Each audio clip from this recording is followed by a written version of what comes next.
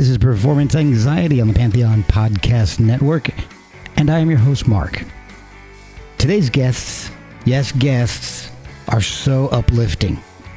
I'd like to welcome Cara Maurizi, Jim Standerfer, Alan Honeycutt, and eventually Ryan Groff, 4/5 of the band Modern Drugs.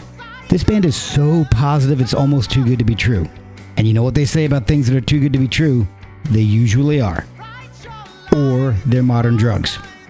But all the members of the band truly do love and respect each other.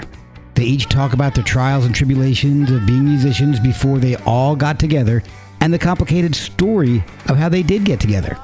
At the center, even if he's too modest to say so, is Ryan Groff. Just ask bass player Alan Honeycutt. That guy uprooted his life to play with Ryan. But the band is actually quite democratic in nature. Nothing is precious when they're working out their songs. Like drummer Jim Standerfer says, nothing means more to them than each other and their friendships. Jim came up with the band name and talks about how it was chosen, but kind of keeps the meaning a bit of a mystery. Modern Drugs writes music by the same motto as comedy improv groups. Yes, and every idea gets a chance. So, give them a chance. Check out their music on Spotify, Bandcamp, YouTube, or wherever you get your music. Follow them on socials at Modern Drugs Band. Follow us at Performance ANX. Get some merch at performanceanx.threadless.com. Or send us some coffee money at ko-fi.com/performance anxiety. But for now, try some Modern Drugs on Performance Anxiety on the Pantheon Podcast Network. All right, man, here we go. This is Ryan from the band Modern Drugs, and we have been on Performance Anxiety, a cool podcast, and I can't wait for you to hear it. Awesome. Mr. One Take. Hey, like, what do I feel right now? Yeah, all right. Cara, Alan, and Jim. So we're missing the main guy still, so... Yeah, who needs them? What? No, I was just kidding. Oh, man, my main point of contact is here. But nice to meet you guys. I'm Mark, and Mark. I host this mess, so I want to thank you guys for hopping on. Oh, our pleasure. And Thanks for having us. Oh, my pleasure. Matt North reached out to me several weeks ago and was like, hey, you've got to hear these guys. Because Matt was on the podcast a while back, and he's like, you have to hear these guys. And I was like, all right. He's like, if you like this, get them on your podcast because these guys are amazing. And I listened, and I was just floored. It was just so great. So, oh, that's so nice to hear. We're all like grinning. oh, please stop. Yeah. No more. That's too much. You know what? We'll just get started, and once Ryan hops on, we'll include him. So we've got the band Modern Drugs with us. The way I usually like to get started is to find out how everybody has gotten into music in the first place, because it's obviously very important in your lives. So I'm going to ask each of you a little bit about your background, how you got into music. And Cara, we'll start with you. How did you get into music? I mean, was there a lot in your family? Was it big in the household? I think I knew pretty young that music was kind of going to be my path. I mean, my parents said they couldn't really get me to stop singing when people would come over. I remember my mother was a little mortified when I was 3 years old and got up and sang Hot Blooded by Foreigner in front of like all of their Bible study friends. Yeah, it was pretty great. And, I always sang. I joined choirs from a young age. I started doing theater and doing musicals and grew up doing music was a big part of my life. And then I went to college to study music, but didn't quite know what I wanted to do with that. I really wanted to go into performance, but I also wasn't sure. Ended up getting married right out of college, moving to Norway for a while, coming back. Wow. And then getting into grad school here at University of Illinois for music education. So I started teaching music, and I've been doing that for over 20 years now. Oh, wow. Ryan is in the room, so let's get him in, and we can keep going with everybody's story here. Sounds good. All right. Sorry to interrupt you like that. All right, we got It it. looks like he's about to like take over. Whoa. He's about to like I know, deliver he's a dark, like Mr. a dark Robot. message. Do you have some voice altering software hooked up to match that picture? I don't know what you're talking about. Oh. There's some serious Bond villain vibes there. Oh, wow. Hey, Ryan, pleasure to meet you. Hi, Mark. Thank you guys for doing this. We kind of jumped into things right now, so we'll just keep. What we're doing is I'm just kind of getting everybody's background at this point and finding out how they got into music and how music became so important in your lives. And Cara was telling us how she's been. She got to the point where she's been teaching music for over 20 years now. That's right. But, you know, teaching is great, but it doesn't fill my soul completely. So on the side, I'd been kind of writing my own songs and started working with Ryan years ago on producing my own album. And then that's kind of what led me to meeting Alan. And then when Ryan had the idea to kind of get us all together, then that's what sort of took it to the next level. So I kind of go in the order which you're on my screen. So Alan, you're next. How did music become a big focus in your life? Yeah, my story is very different than that. I probably sung a lot as a kid, maybe in the car when my family was on trips, and we would sing along to like Barry Manilow or the various artists that my parents had going on the radio. I always loved music, but I didn't actually get into performing it myself at all until like my late 20s, and I picked up a guitar and went really obsessive and deep with it and just played for hours and hours, and did like the singer-songwriter thing, and eventually hooked up with Ryan right after I had gotten into Berkeley up in Boston. Like, I'm in the middle of my software career. I just quit and went to music school for a moment. Wow. And so I did that, and I stayed in Boston for a couple years, and I was working a lot with Ryan on like coming to his studio in Champaign a lot. And we were working on my stuff. And after a couple years, I was like, I should just move to Champaign and then we can work on things all the time. So I did that. I actually lived right down the street from Ryan. And so then we started working on kind of a duo project that we have. We were also working on Cara's aforementioned album. They brought me in kind of late in the game there to do some production and mixing and everything. Okay. And then when Ryan was putting the band together, he and Cara and myself had worked together a lot. So that was a very natural thing. And then Jim, I'm sure, can tell his story about how he knows Ryan, but Ryan insisted Jim was a great person. So, I don't know. I think that was just to sucker us to get into the band. No, I'm just kidding. They fell for it. Exactly. And then, and then he had Mal for us. And now it's really been like the best experience of my music life. It's kind of the thing that I have been looking for, since I started that deep dive in my 20s. I think it's, just working with amazing people who I love so much as friends and who happen to be super talented musicians. So yeah, that's my story. Oh, that is awesome. Jim, you are next in line. You're right below Alan. So how did this all come together for you? Well, I mean, music is something I'm still thinking about getting into one of these days. Until then, I'll just keep playing drums. You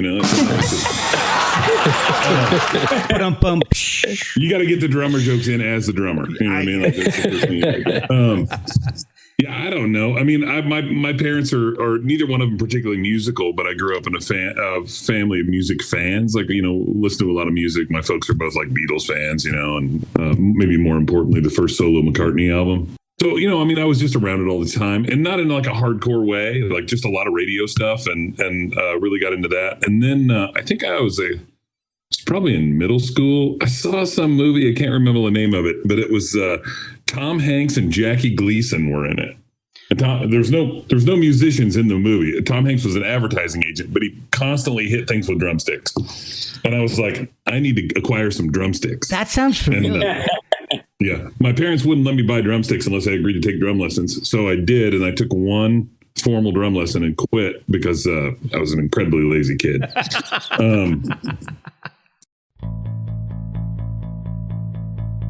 We'll be right back after a word from our sponsors. And then, I just played drums in my high school, and there wasn't a whole lot of good sort of instruction available where I grew up. So I was sort of self-taught.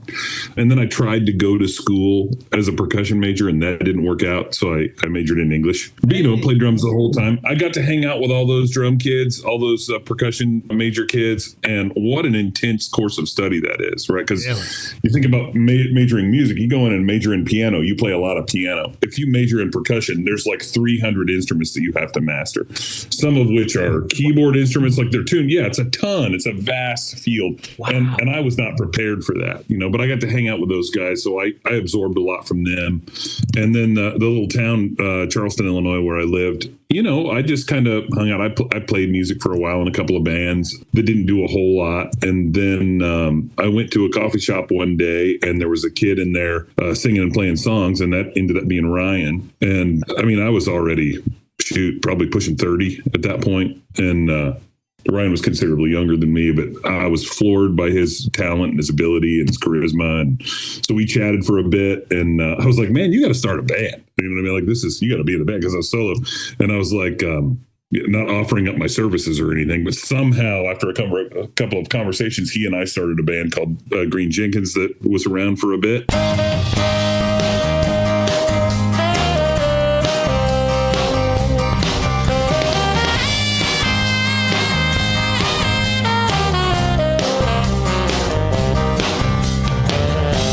Simple feelings, waiting on calls that just won't come, lying and watching pictures of thoughts of days long gone. April and then he moved, I moved to different towns. I basically quit playing music for about 18 years in any sort of formal way while I raised my kids. Oh, wow. So I didn't do anything regularly. I bought a used guitar and taught myself some chords and just kind of kept myself entertained. And then during COVID 2020, my kids were both off to college at that point, and I was like, I'm going to move back to Champaign, where I lived for a while as a kid. And I called Ryan up, and I was like, hey, I'm going to be living in an apartment about a half a mile away from your house. He was like, cool, want to play in a band? And that was this band. So it was pretty great. Oh my gosh. Wow. So before we get into Ryan, is it bad for me to put a rim shot on the drummer's jokes? No, I think it's perfect. Okay. I don't want to commit a faux pas for a drumming faux pas. So. And real quick, you want to talk about a faux pas? Today, I was in a session with a friend of mine who I am like recording her songs with her. And she goes, yeah, this song is one where you do like the drummer would do like that thing. And I'm like, what are you doing? She's like, that one sound. I'm like a rim shot. She goes, why does rim shot sound so dirty? And I said, this morning. I was like, Eleni, like she's like, I'm just saying, of all the things a drummer could do, like rim shot's the one that kind of gives me the heebie-jeebies. So there's some jokes in there. I won't make them. No. Yeah. I want to keep this one on Spotify and Apple. Anyway. Yeah, totally. I don't want this to have to go on Pornhub. Yeah. It was out of nowhere too. We were just talking about songs and producing and where this one was going to go and what's the drummer going to do. We found out. I'll never think of it the same. Yeah, rim shots. All right. So Ryan, how did this whole thing come about? How did you get into music in the first place? It's a long story, so I will summarize because I can talk. Like all of my friends here, I think we all grew up with a lot of pop music and radio and just knowing that music was magic. But I aside from singing in choir when I had to as a kid, I did not voluntarily partake in any kind of musical endeavor until the second half of my junior year of high school. So I had just turned 17. Okay. And I got some really good peer pressure from my speech and drama theater friends, because I was doing like theater, but not musical theater. Okay. And then I also kind of fell in line with some pretty cool dudes who were into Pink Floyd and Led Zeppelin and had longer hair. And I just started growing out my hair, and we were all buddies, and they were all a little older. And one guy was like, well, man, like, if you ever want to play guitar, like, I'll totally teach you. And I didn't even know what made him say that, but I said, dude, you're really good at guitar. So like just started playing guitar, tried out for the spring musical, and it just became a thing, right? It just like smashed into each other all at the same time and like formed, Wow. And it just like, I was like, oh, music is like going to be everything for me. I was just kind of a normal Midwestern kid in Charleston, Illinois, playing sports and trading cards and like telling fart jokes and just being a dude, Rim shots. Rim shots all the way around.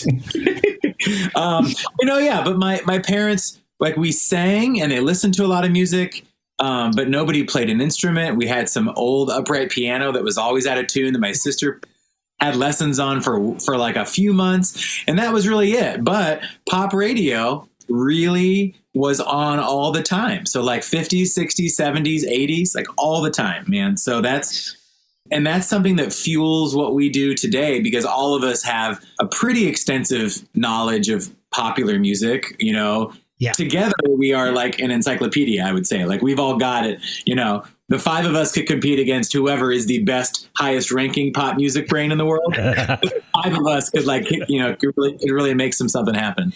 So that's really cool, because we are just referencing all the time and we're getting inspired by things all the time.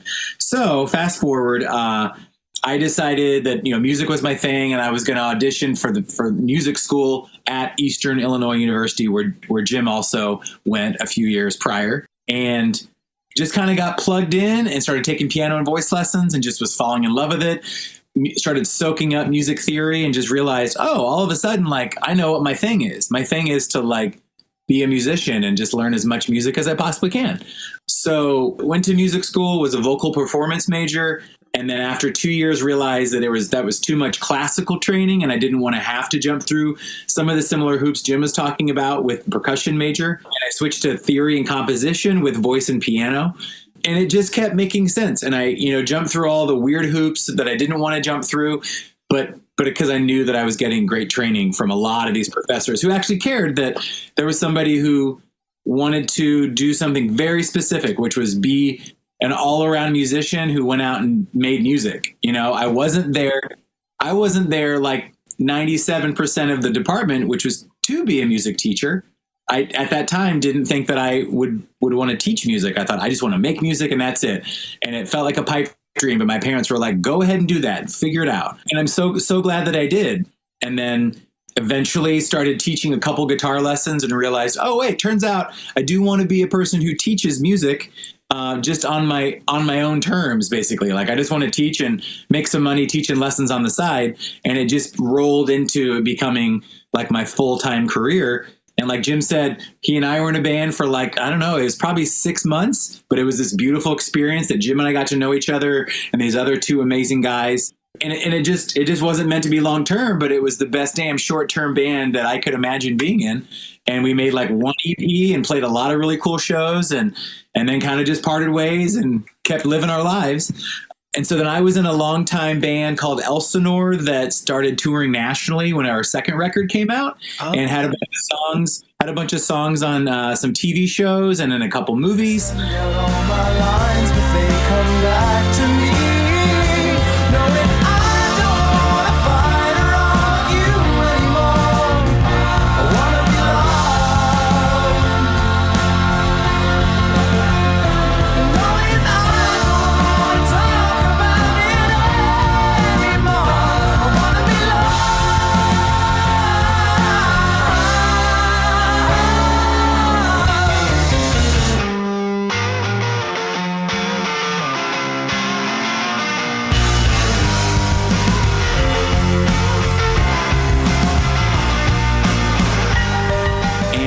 Toured the country for a couple years and did crazy stuff, and like kind of I got to see a lot of what that dream of a touring band can be, and what what the nightmare of being a touring band can be, you know? Yeah. But because of that album that we were touring on, like that's the album that Alan found 4 or 5 years later that made him reach out and find me from Atlanta. Like Alan was like, hey man, whoever is like the songwriter or the band leader for your band, I just want to like talk about music. I'm in Atlanta and I think your band's great and you seem totally accessible.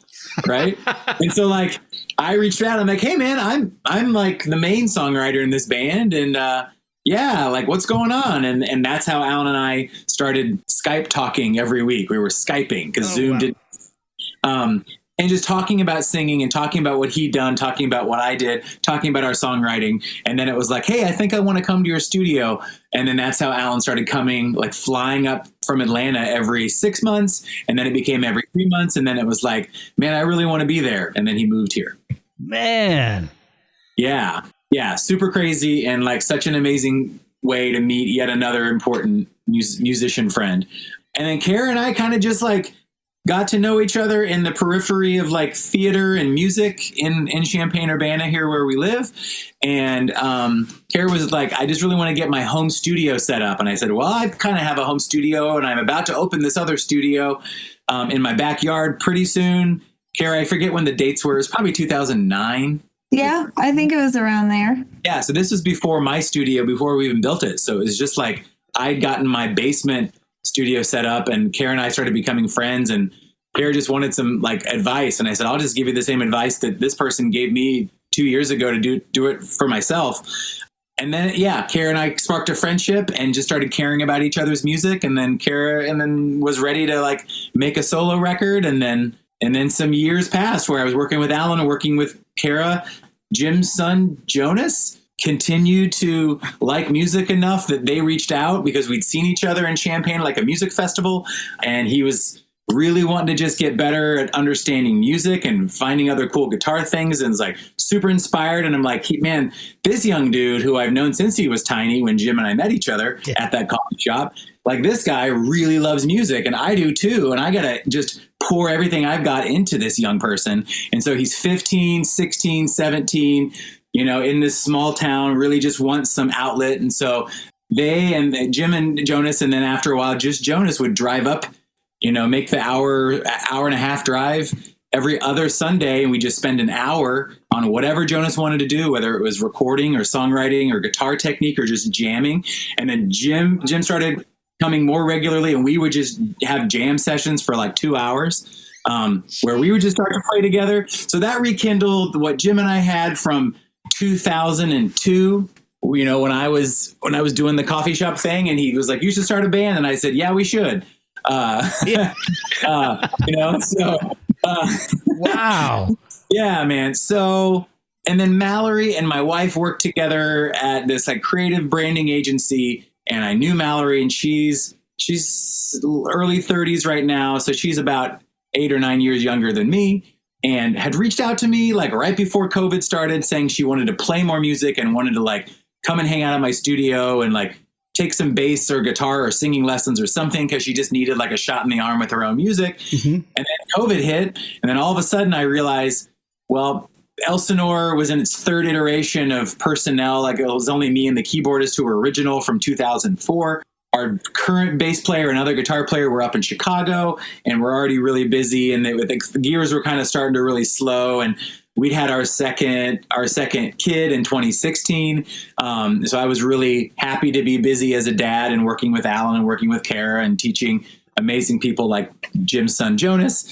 And yeah, and it just wasn't like a working machine anymore as a band, you know? So all of a sudden I realized like, man, COVID is really, really strange. And personally, this is the first time I'm not playing music with other people since I started playing music with people at 17. And I was 39. Wow. You know, so over 20 years, I had always been playing music with somebody at any given point, you know, as a duo or as a band, or like working on some kind of project. So, you know, I literally thought to myself, like, Jim just moved here and seems like drums are on his mind. And I think it might be because he and Jonas and I have been jamming. Jonas is going to move to Chicago. Like, he's going to graduate from from school pretty soon.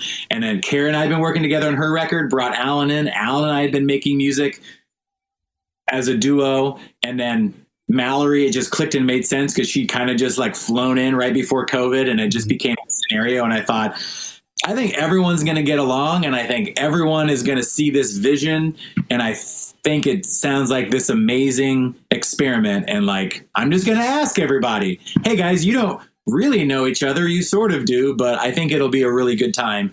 And do you want to like have a COVID pod that is a band? You know, it's kind of what it was, right? It was like, we just decided like, well, we don't have to wear masks anymore because this is the first time they said, hey, we've kind of got it figured out for now. Yeah. And so we just dedicated to being safe and being honest. If any of us got exposed, although I don't remember what period that was of all the COVIDing, but we just kind of did it and just became a COVID pod band, you know, super weird. Wow. So it sounds like the whole band is basically handpicked by you.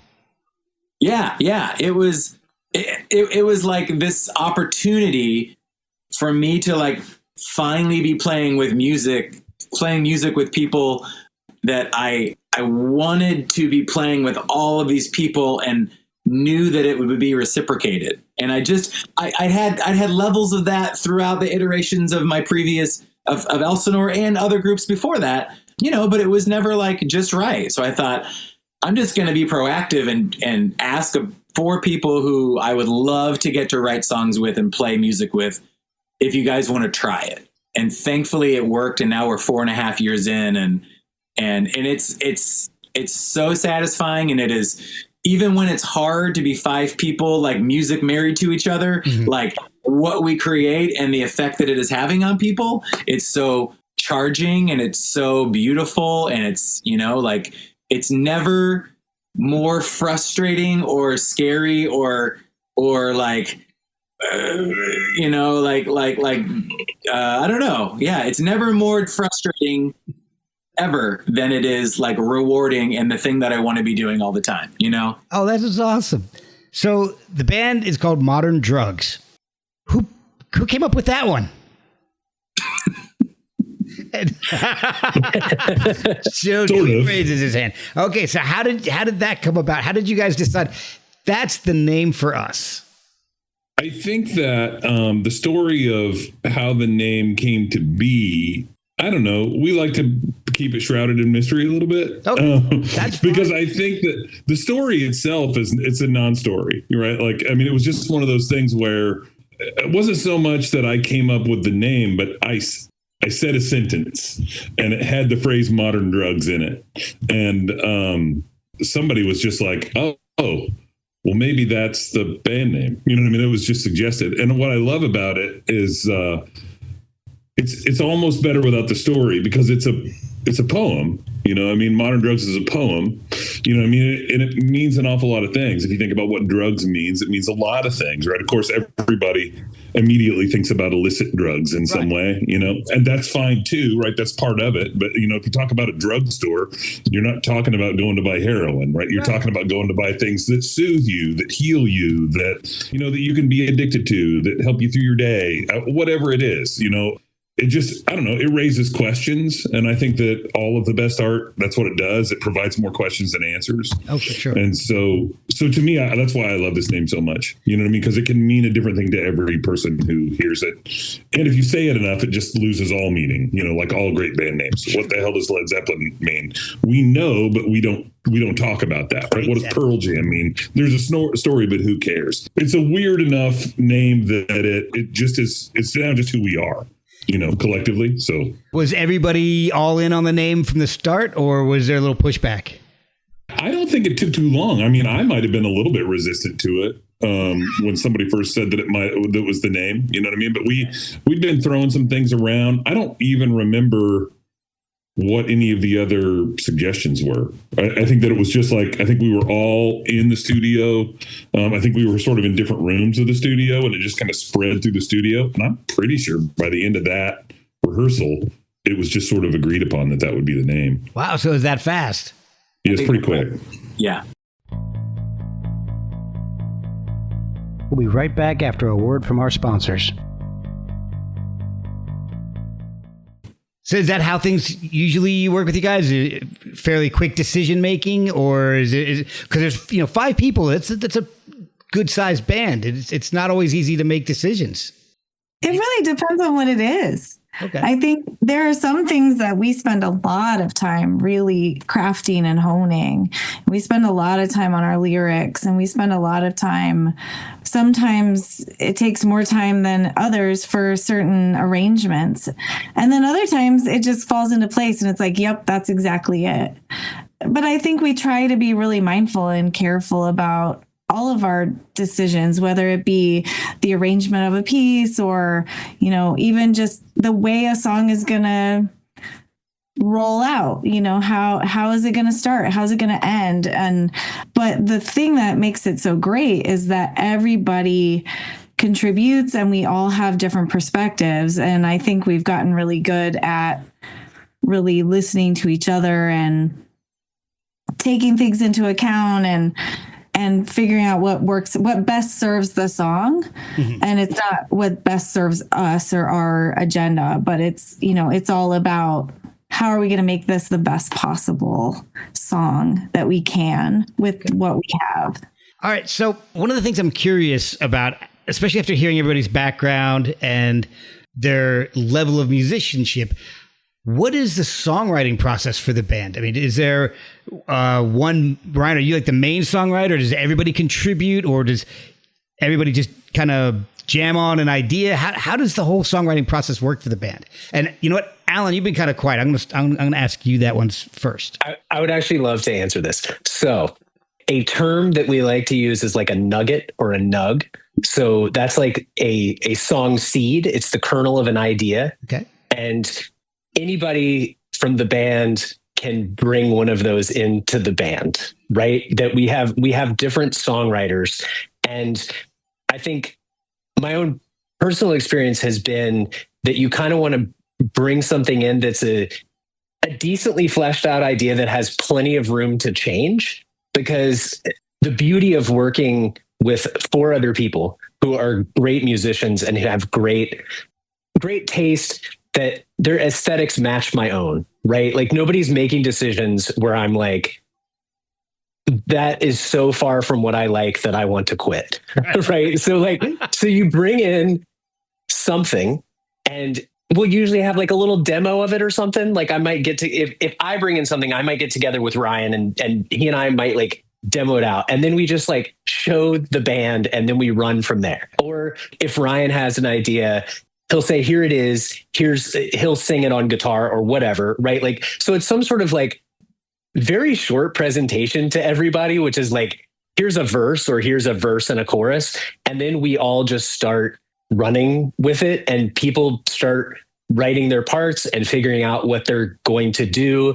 And I feel like we do a lot of that by playing the song together a lot. Like people, they don't go off into we're not going into our own corners and figuring stuff out. It's very much like, okay, 1, 2, 3, 4, go. And we start playing stuff, and, somebody has written chords on a whiteboard or an iPad someplace, and we're just kind of hanging on for dear life and trying to get through this and figure out what it is and where it's going. And, I'd say we come in with various levels of a finished product. That some songs have been brought in that were super polished, had like verse, chorus, bridge, right? That really fit well together. And at that point, it's more of like an arrangement and a lyric writing exercise than it is a like songwriting from scratch exercise. But I feel like most of the things we've done have been incomplete works, and they go in directions that are super unexpected for me, and that is like the most pleasurable songwriting experience in the world. As someone who did the singer-songwriter solo guy with guitar thing for a while, you're just writing everything. And it takes so much, like if you get stuck, you're stuck, and there's a lot of like burden on you to finish things, and it can be a bit of a chore. But when writing with everybody in this band, it's never a chore. It's just an extremely like fluid process. I think everybody's just really open-minded. And like I said, there is a really strong shared aesthetic. So it feels very natural to me. It feels very much like the songs just evolve on their own. People present ideas, and a lot of times everyone's like, yes, like that is the idea. Like you've done it. You've made this song better, or it's not to say that there aren't moments where we sit around and we're all silent and like, where the hell do we go from here sort of thing. But I don't feel like that happens nearly as often as Forward Momentum. And we get out of those ruts pretty quickly. And there's just a lot of ideas in 5 people's heads. I think when Ryan said earlier, like if you took the world's best music encyclopedia brain, you put it up against the 5 of us, that we would do pretty well. And I think that is true. And I think that's that's why it works, is that 5 people, 5 strong points of view, opinions, aesthetics, all of that. And, I just love everyone's ideas. I'm always blown away by, there have been many, many songs where we're just playing and we're in Ryan's studio and it's loud and there's 2 guitars and a big SVT, screaming bass, and Jim plays huge drums and he's a massive person. So that's loud. And, and there's Cara over there and she's got a keyboard and it's only so loud. And there's so much cacophony going on that a lot of times, there have been many times where I'm like, I have no idea what Cara is doing, right? Like in the middle of the songwriting process. And then all of a sudden I will get to hear what Cara is doing. And I am like, how the hell did you just do that?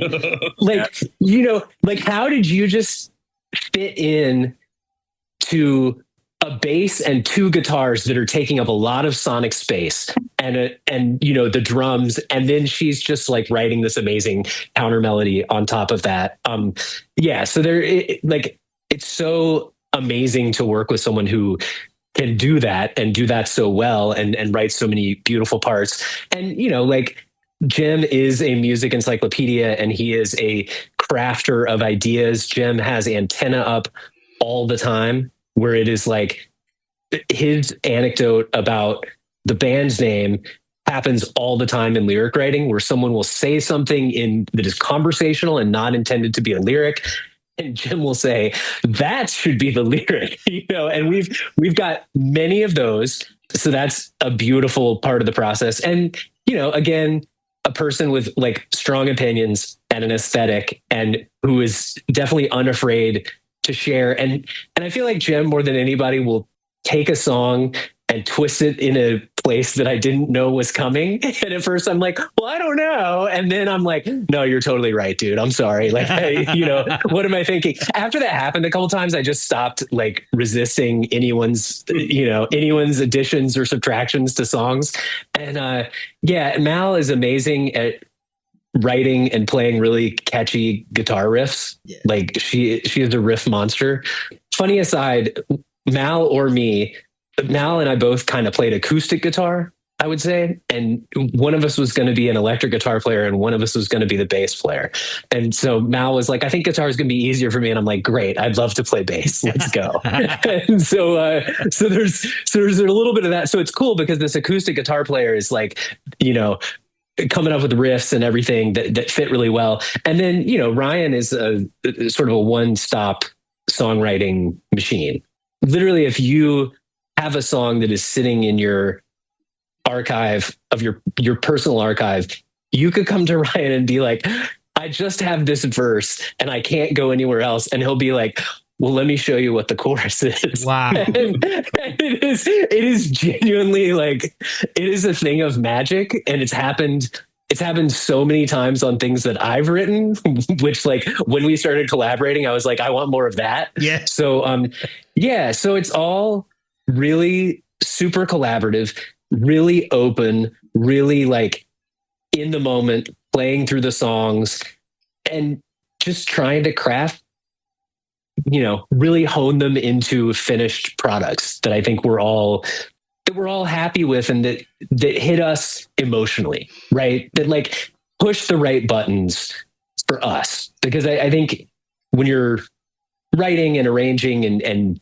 writing lyrics and everything, I think if you can move yourself, that there's a good chance that you've moved your audience, right? You have to move yourself. You have to believe it. So you bring up a good point. So I was wondering if the lyric writing is a part of that whole songwriting process, or if there's is Ryan, are you the main lyric writer, or is everybody chipping in on that too? Yeah, I actually have not. I've never loved lyric writing because when the well's dry, and that sucks, right? So in the past, I did the same solo singer-songwriter thing that Alan was talking about, and then I was in other band scenarios, and I felt like I had to pull so much of the weight with both the music writing and also lyrics, because if you don't have people who can write lyrics or have any interest in helping, then you're either stuck or you just have to do it, you know? And so that was another part of the magic of this group of people, is that Alan had been writing songs as a solo singer-songwriter. Cara had been writing songs as a solo singer-songwriter. And Jim has an English brain, is a very smart dude, well-spoken, and comes up with amazing ways to harvest thoughts. Mm-hmm. And then Mallory has this completely other kind of creative brain where she's like, she says very wholeheartedly, I'm not really good like on the spot, so that's why I'm always so quiet. But then when I have a good idea, I promise I will always share it. And then she does, and it's always a good thing. It's always like a, yeah, but what if? Like, she's a really good yeah, but what if kind of lyric collaborator. Oh, okay. Cool. Cara is the most prolific lyricist of the band and has continually said, well, we were talking about how we really needed to get a start on that new song. So since Thursday, and it's like 3 days later, it's Sunday. Since Thursday, I came up with this that's in Dropbox, and we open it up and we look, and it's just like, it's most of the body of what could be the song. Wow. And she's like, there's some really good things in there. And I just kind of kept going, and let's see what you guys think. And that is such a better place to be when you start writing the lyrics to a song, if nobody up to that point has already come up with any semblance of an idea. So it sounds like the band is almost like an improv comedy troupe where everything is yes and. You guys- I'm so glad you said that, because that's where, Alan and I both have some improv comedy experience, and that's where I got this sort of fearless, like, I'm just going to put a bunch of stuff on paper because we got to get something started. Yeah. And then you guys can twist it all around, finagle it, change it, make it whatever. But starting with something is so much easier than all of us looking at a blank page and being like, well, I don't know. What do you want this about? No, you do. Yeah.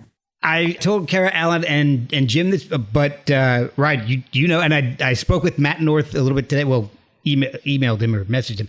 So he wanted to make sure I said hello to you guys. I found the band through him, and I am incredibly grateful to him for that. He just messaged me out of the blue and was like, you've got to hear this band and try to get them on your podcast because they're incredible. And I've just been soaking in as much as I can from you guys. It's just, the album is great. So Power Dynamics is the album that came out, was it last year? Or? Yeah, 11 months ago. Okay, so it is so much fun to listen to. It is just, it puts a smile on my face. There's not one song that is a downer or, there's no like sad song. Every song is just powerful and fun and uplifting. And I love it because I'll be honest with you. I grew up I started listening to music in the 90s, in the middle of the late 80s, early 90s, in metal and grunge, and all that shit was dark. So I'm in my 50s now. I'm liking happier, lighter music. And you guys are awesome at it. The songwriting is magnificent. Like, I want to pull out a couple of my favorites. Headlights is my absolute favorite. That is 100% my favorite song on the album.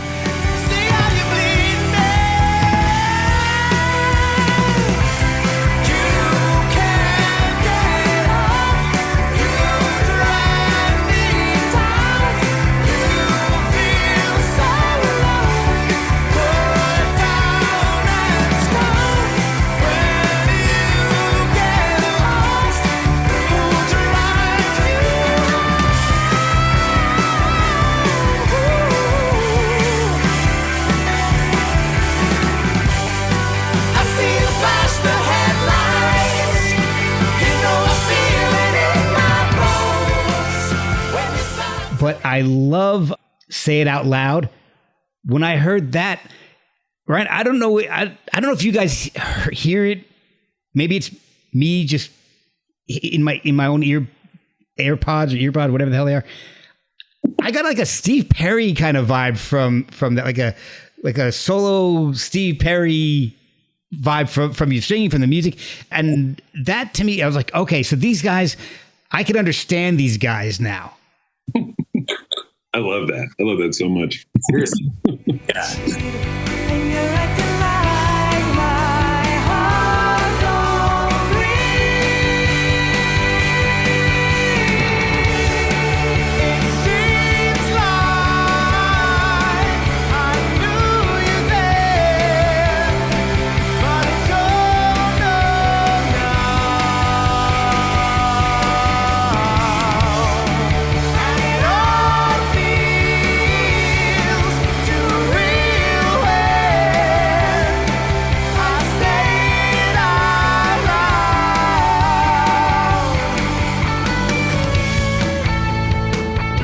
To me, Steve Perry is one of the hardest singers to, and I'm going to say this right, it may not be the right way, to emulate, because I know you're not trying to be somebody else, but you know, that dude sings at a level that very few people can get to, and that song reaches it, and that's what I love about this album is I hear the band, I hear Modern Drugs, but I can hear your influences without you guys imitating them.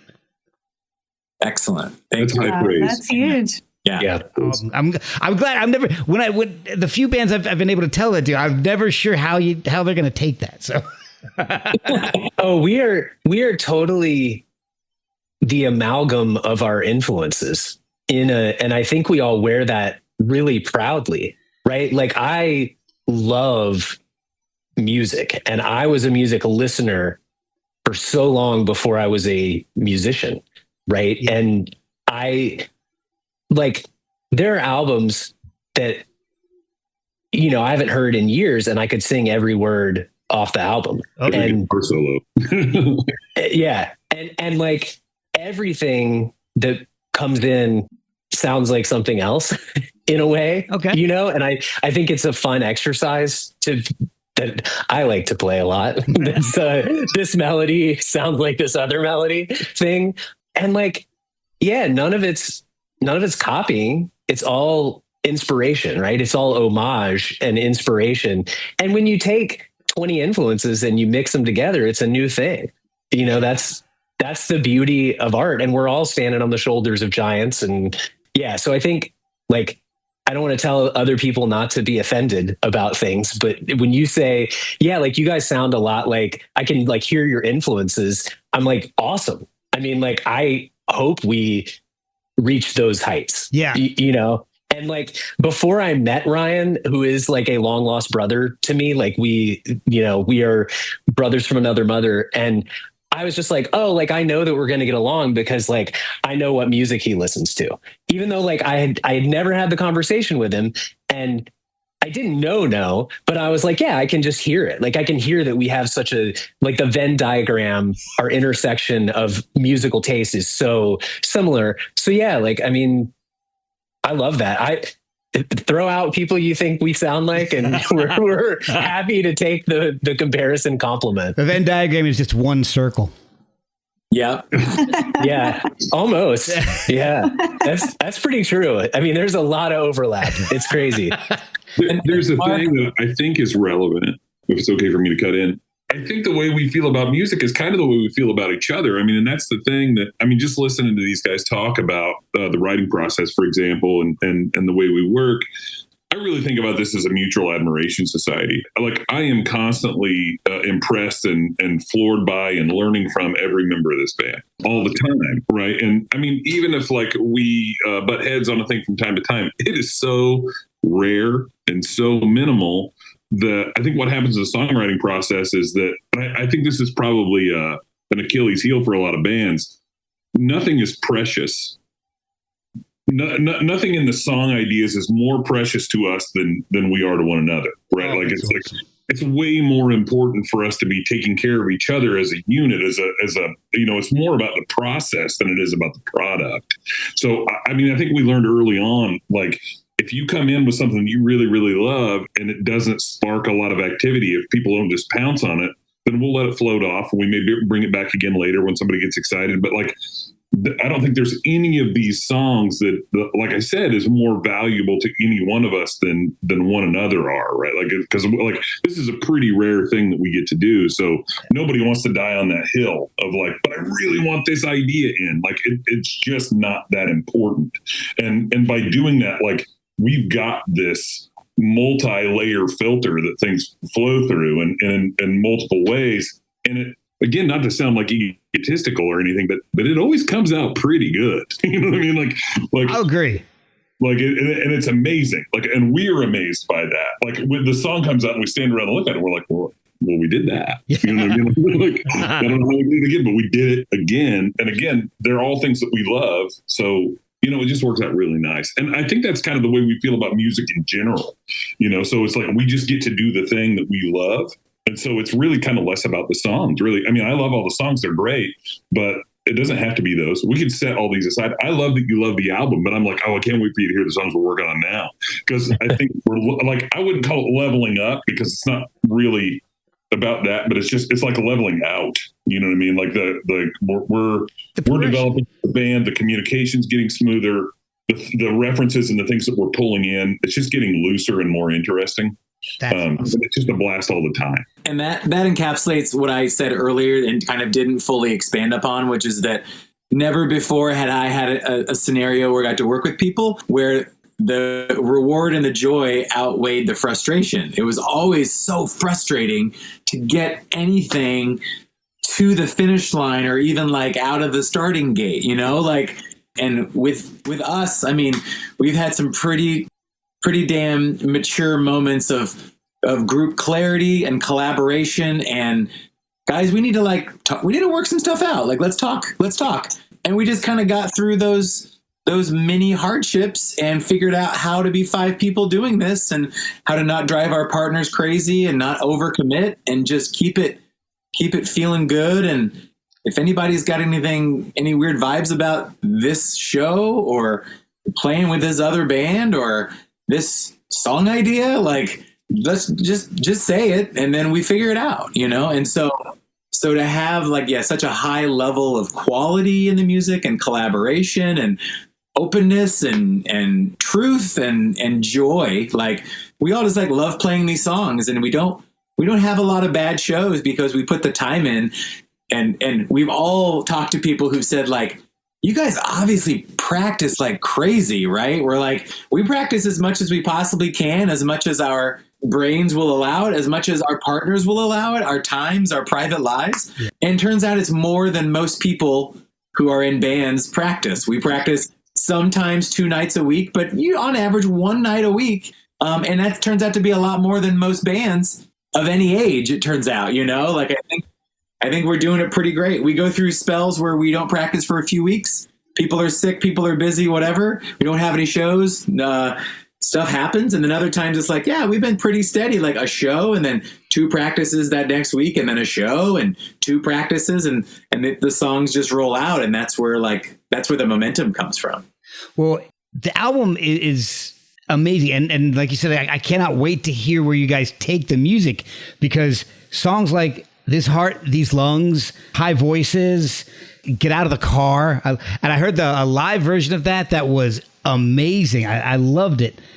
Weekend. Signals vibrate up above the atmosphere.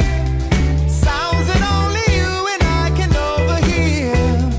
Catch the waves that need me in the overtones. Together, but we feel so alone. Tell me about your weekend. Did you stay in? Did you go out to see what everyone was up to? Tell me about your weekend. Did you stay in? Did you go out to see what everyone was up to? They're just amazing songs. But one of the things that I really loved on the album was the way you ended it with the Psychedelic Furs cover. I absolutely love My Way, and you guys made it your own, and it is so cool. They just wanna steal us all and take us all apart. But my hand, love my way. It's a new road I follow when my mind goes. Love my way. It's a new road. Okay, so with 5 people, so many different influences, was it a pretty easy song to pick? Is that it's like a personal favorite of everybody's, or did you go back and forth with other tracks to play? I think I might have suggested that one, but it's kind of hard to tell. I knew that was one I wanted to cover, but again, there's so much overlap in our taste that like it could have come from anybody. Like I think that was what the 3rd or 4th cover that we worked up, not counting the cover up. But you know, I think we did a David Bowie song, and we did a Oh, cool. what was the first one? Roxy Music. Roxy Music. We did a Roxy Music cover. Did more than I think it was just that we were playing that one around the time we were recording a lot, and a friend of ours was like, "Oh, you should record this one." And he's an industry guy, and he kind of knew how to navigate that as far as the rights and whatnot. Yeah. But that one it's fun doing covers when we find the thing that we like, because like we just don't listen to the original a lot. You know what I mean? Like it's like we start playing it for each other and we find our way. This is a pretty good example of that thing too, because the thing that Mallory does throughout that song, I stole from a Creedence Clearwater Revival song. It's from Run Through the Jungle, I think. This is what I love working with this band too, because these people are all so good at harmony and melody and doing all this complex stuff while I'm sitting in a room, you know, smacking stuff with sticks. It's pretty great. But if I walk out of that room and say, "Hey, I had an idea," and they say, "What is it, Jim?" And then I say it in some way that doesn't make any sense musically whatsoever, they're like, "Oh, you mean like this?" And I'm like, "Yeah, that's exactly what I was thinking." It's amazing. I'll tell you guys something. I wish I had found you guys a little earlier, because I'm actually putting an album together that's coming out in the spring, but it's all former podcast guests, and they're all doing Spinal Tap covers. Oh, wow. It's for a charity, so I have zero budget. I can't pay anybody anything. But if you guys want to, we've got like a month before I'm going to start collaborating everything. If you guys want to feel like you can put together a Spinal Tap cover in a month, send it over. Spinal Tap has already given us the thumbs up. They're behind it, and all the money is going to Teen Cancer America, the charity founded by Roger Daltrey and Pete Townsend. So Sweet. That's amazing. So if you guys feel you can get something done in a month, go for it. But I understand if you can't. So, One thing Spinal Tap song I can get in my head right now is Big Bottom, which would be hilarious. I've got like 4 versions of that, but I'll take a 5th. In fact, I'll tell you one of the versions I've got is Scott Reeder from Caius on bass. Oh, wow. Justin Chancellor from Tool on another bass. Troy Sanders from Mastodon on another bass and singing. Abby Travis from the Bangles on another bass. Rami Jaffe from the Foo Fighters on keyboards. And Kelly Scott from Failure on drums. I bet that is massive. It's unbelievable. That's beautiful. So, but it's going to be a limited download, limited to 5,000 downloads through Teen Cancer's website. So it's going to be a very limited edition kind of a thing. And then once it's done, we will see if we can negotiate for some more, because Sony's giving the rights to us for free for 5,000 downloads for the charity. So Sweet. So anyway, that's a total aside. I kind of went off on that somewhat by accident, somewhat on purpose. This is exactly like our band practices. There you go. So how often are you guys playing out? Or do you guys just you play regionally, locally? Or are you guys touring? What's it like for you? We kind of hibernate during the winter and do a couple of local shows throughout the season. But then April kind of kicks in and everything just fires up a little bit more, including outdoor shows, which are always so much fun. And, we are a band that I think attracts most age groups. So therefore, outside all ages shows usually go really, really well. And then when we play, club or indoor venue shows, there's enough here in our kind of mid-sized market of Champaign-Urbana that, we have a great following locally that supports us there. And then, we've made the trek up to Chicago, over to St. Louis, over to Indianapolis, kind of in the Midwest Triangle that I've always called it. And then to a couple other kind of smaller college cities that are about an hour or so away, just to kind of spread it out just a little bit. And I think we just do what we can, and whatever feels like a good idea, we say yes if it feels good and everyone's free. But, we don't put too much heat on it, but we also think, well, if something happens, or if it's not that hard to like solicit and say, here's our band and here's what we do, and then a show comes of it, like then we go for it. But it's that thing where if something bigger happens and it feels good to all of us, and it's an easy thing to say yes to, like we always do. But it's just figuring out our adult lives that that we're all leaning into the joy and living our lives and having a good time with our partners and our friend group, and just figuring it out. This band sounds ideal. Like, you guys are just, you all get along, you're all friends, you don't put pressure to go on tours. The music is just naturally amazing. You're working on new music. How far out do you think you are on this? I mean, are you looking at putting something out in the near future, or is this a little ways away? I think we'd all like to.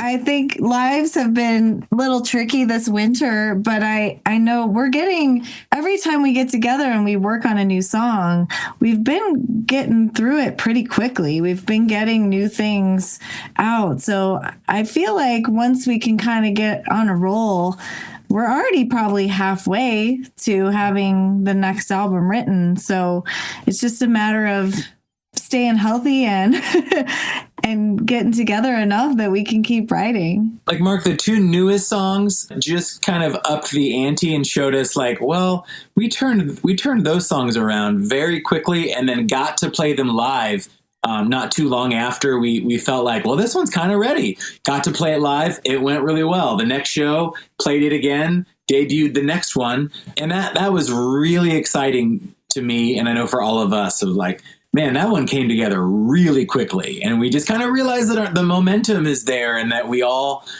we're figuring out how to do it a lot better right now. Okay.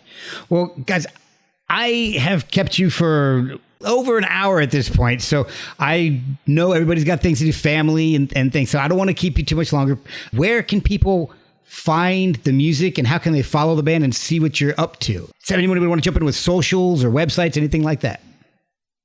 Yeah, I mean, we've tried to be a responsible band who cares about having a fan base. So we have, we don't have a presence on Twitter X, kind of, because what I don't know, you know what I mean? That's kind of the one that we've avoided. Okay.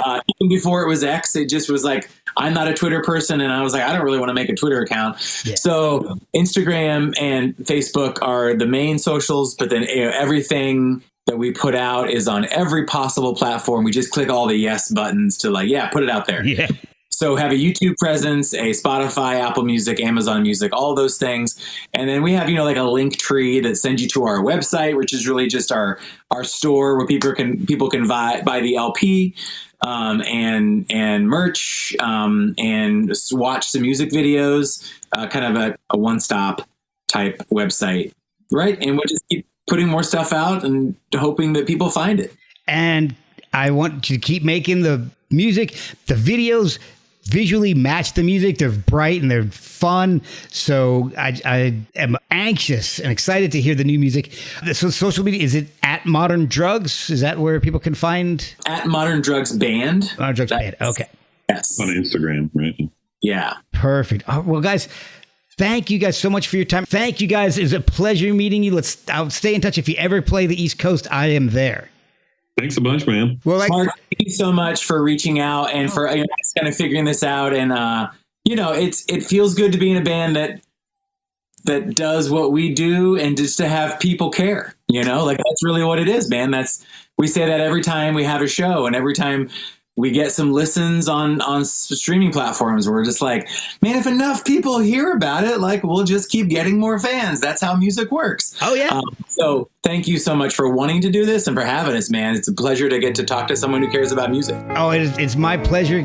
Please keep making music, because I'm loving it so much, and I am forever grateful to Matt for introducing me to your music and to you. Don't put your head